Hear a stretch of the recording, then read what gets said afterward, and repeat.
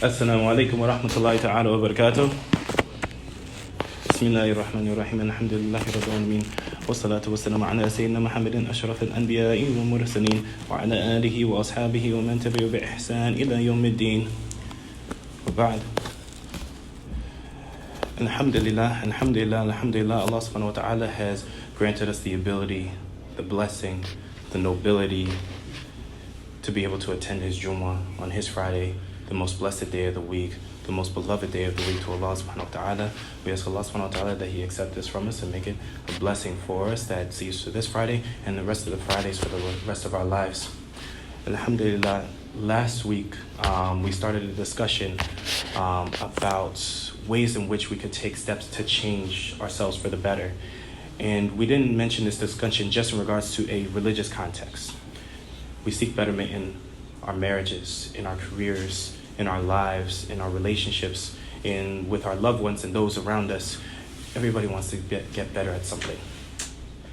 Everybody wants to improve themselves in some regard. Everybody seeks some kind of betterment in their life.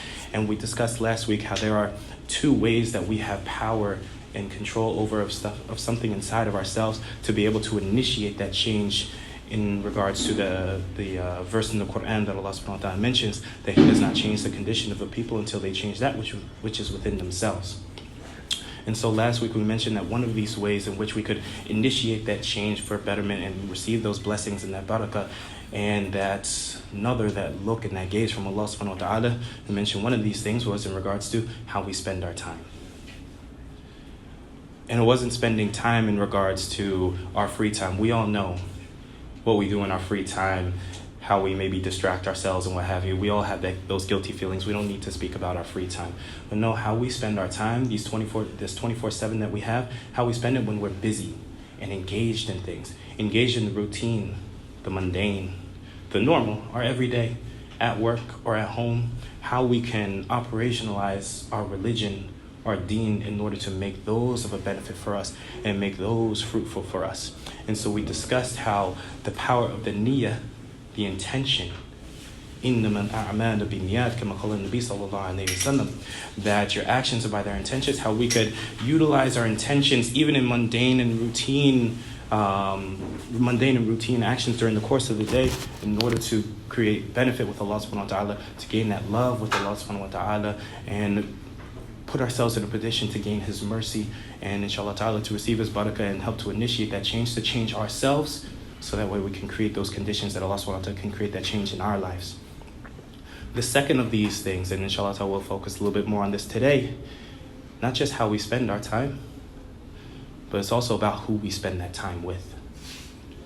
So when we do have that free time, because sometimes we're not in control of who we spend our time around, especially at work or what have you, or obviously at home if we have family members who give us a little bit of trouble.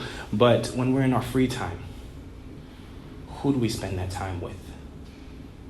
And what are we doing when we're engaged in whatever we're doing with that other person or with that group of people?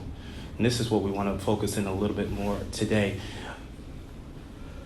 When you factor in these two things, how we spend our time and who we spend that time with, when we think about that concept of change, obviously we want that change with Allah subhanahu wa ta'ala, and that creates hopes and expectations that we might have and that we place with Allah subhanahu wa ta'ala to change the conditions and the situation around us with whatever we're trying to seek that better with. And so as one of the great poets, Maulana Rumi, says, yesterday I was clever, and so I decided to change the world.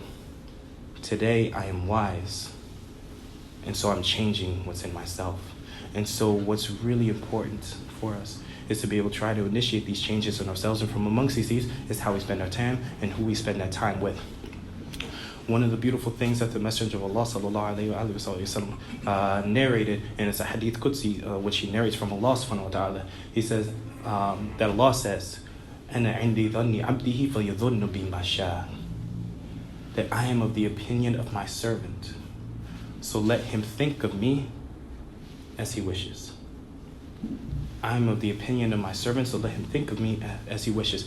Meaning that if we have a positive opinion of Allah subhanahu wa ta'ala, we're trying to we're gaining in that ijtihad, we're gaining in that that struggle to overcome some of the deficiencies in ourselves, trying to utilize our time better, trying to utilize who we're spending that time with a little bit better. If we have a positive opinion of Allah subhanahu wa ta'ala, that He's going to change our situation, no matter how bleak it may be, no matter how hopeless it may seem, no matter how difficult it may seem to overcome, have that positive opinion of Allah, Allah is going to bring that out for us in one way or regard to another. In one way, in one regard or another. We have to maintain that positive opinion of Allah. And this hadith is sahih. If you think positively of Allah, Allah will be there for you. But if you think negatively, you let your worries overcome you, and that happens sometimes. We have worries that overcome us. You have too many worries, or you think negatively, like, you know what, this might not happen. I might not be able to do this. I don't think I can maintain this. Well, the result that you get might be exactly that. Allah subhanahu wa ta'ala will make that situation for you until you have a positive opinion of Him. Right? So in regards to then, more specifically speaking, who we spend our time with, the Nabi sallallahu alayhi wa sallam, he said in another beautiful hadith, al-mar'u ma'a man ahabba, that an individual is with whom he loves. وقال صلوات وصلاة وصلى الله عليه وسلم أيضا in another hadith, he said,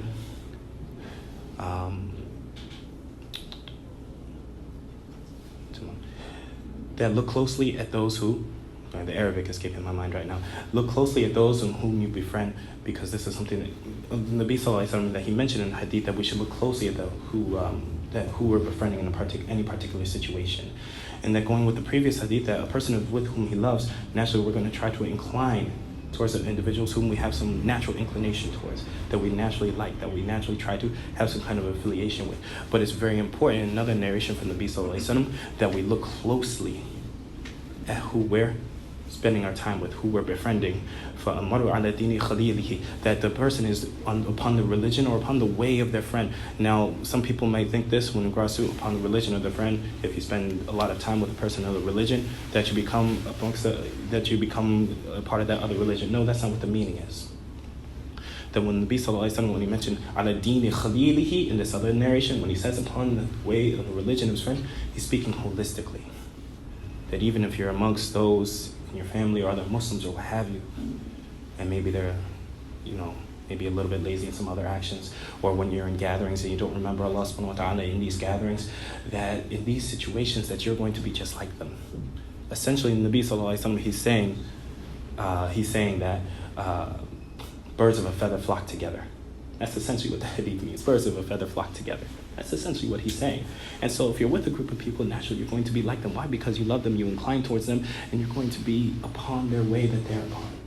In one regard to another, we have that natural ability as human beings. We're social animals. And so we naturally will try to take from those who are around us, which is why being in the company of good people, people who remind you of Allah subhanahu wa ta'ala, about the blessings of Allah subhanahu wa ta'ala, is extremely important. And that's one of the ways in which we can create those conditions of change, by changing those who are around us when we can.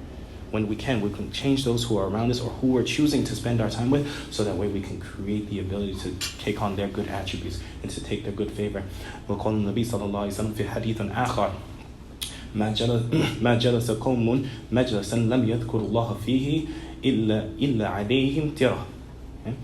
So the Nabi sallallahu alaihi wasallam, he says in another narration that a group of people do not sit in any kind of gathering in which they do not remember Allah subhanahu wa ta'ala in it. And it doesn't mean that you're saying La ilaha illallah Muhammad, you're not making the active dhikr like that. You could be, but it doesn't necessarily mean that.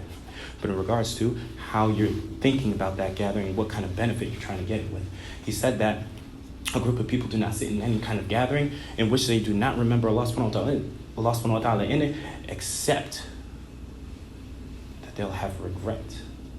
Except that they'll have regret. This regret, specifically this tira, in this hadith, is hasratu yawm al-qiyamah. That is the regret on the day of judgment. We need to seek Allah subhanahu wa ta'ala's refuge from that. That we have any kind of regrets whatsoever on his yawm al-qiyamah, on that day in which we stand before Allah subhanahu wa ta'ala, because that yawm al-qiyamah, that standing before Allah, is real. The hereafter is real. The mizan is real. The scales that we have when we're having our good and bad deeds judged on that scale, that's real. The bridge between the plane in which we are judged, and the road to Jannah, that's real. The hellfire is real. Jannah is real. All of these things are real. They're all real. So we don't want to place ourselves in a position in which we have that regret. We ask Allah subhanahu wa ta'ala safety from that. And it's especially important with the events in this past week in Jersey City that we take those steps to become good people. Because there's a lot of evil out there, like what we just saw this past week. There's a lot of hate. And we'll close with this, and just like what we see in the definition of between darkness and light, the definition of darkness doesn't really truly exist. It's just the absence of light. Just like that is hate and evil. That hate and evil, there's no true hate and evil. It's just the absence of good, the absence of love. And so we need to be able to bring that to people. And we need to change that which was within ourselves, so that way we can bring that to people as well. You can't give somebody what you don't have. اللهم استعان وصلى الله على سيدنا محمد وآله وصحبه وسلم والحمد لله رب العالمين. Somebody give the adhan inshallah ta'ala.